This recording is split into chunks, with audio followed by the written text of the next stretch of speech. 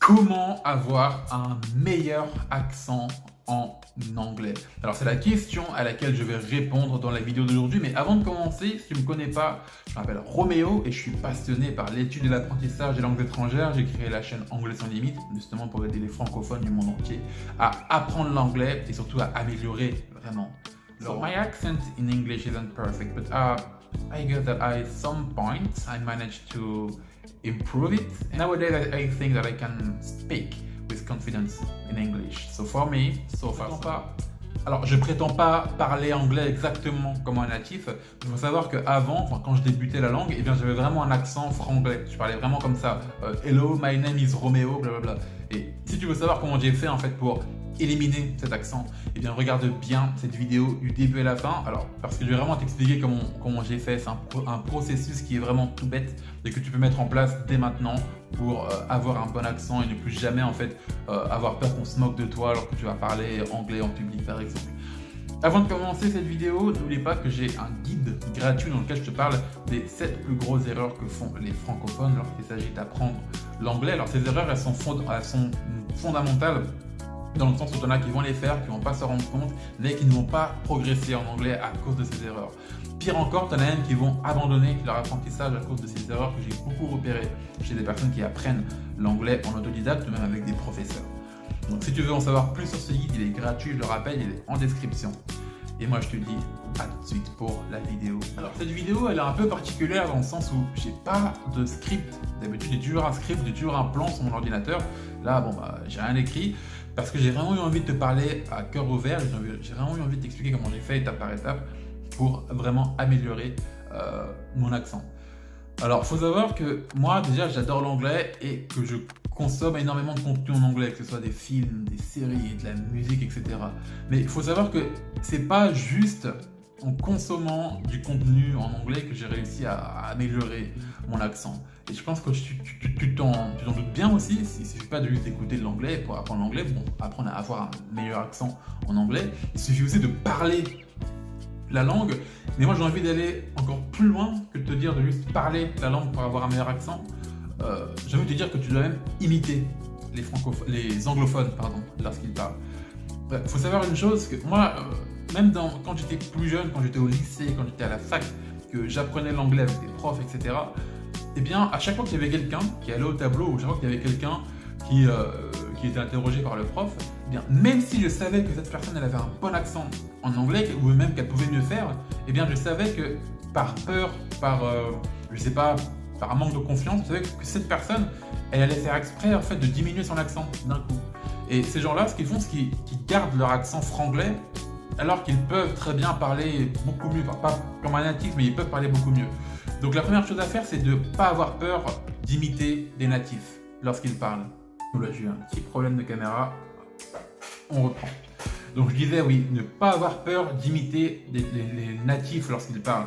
Parce que même moi, en fait, j'ai fini par comprendre ça avec le temps. Et je me suis mis à imiter, en fait, toutes les personnes que j'entendais parler anglais.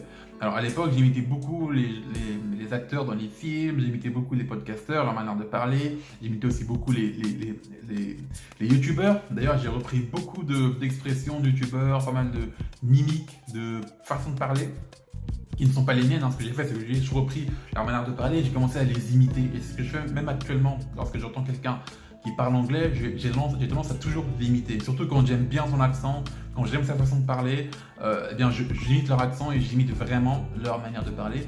Et je pense que ça a été la première étape lorsqu'il s'agit lorsqu'il a été question d'améliorer mon accent en anglais, de vraiment passer à l'accent. Donc ça, c'est la première chose que j'ai envie que tu retiennes. Imite les anglophones lorsqu'ils parlent et n'aie pas peur même d'exagérer lorsqu'ils parlent. N'aie pas peur de, par exemple, un Britannique qui va te dire water ou quelqu'un qui va te dire water au lieu de water. C'est exactement comme il le dit. Imite-le, exagère un peu et tu verras que ton accent il va commencer à s'améliorer. Mais en fait, c'est assez facile d'avoir un bon accent. Il y en a beaucoup qui pensent que c'est compliqué, mais c'est très simple en fait. Très simple. Alors la deuxième chose que tu dois savoir, ça je pense que c'est aussi l'une des choses qui m'a le plus ouvert les yeux lorsqu'il s'agit d'apprendre à avoir un meilleur accent en anglais, c'est de savoir que une langue, c'est aussi de la phonétique. Même quand tu parles anglais, espagnol, japonais ou anglais, russe, eh bien, tu fais des sons qui sont spécifiques à chacune des langues. Par exemple, tu vas avoir des sons en français qui n'existeront jamais en anglais, comme par exemple le son R.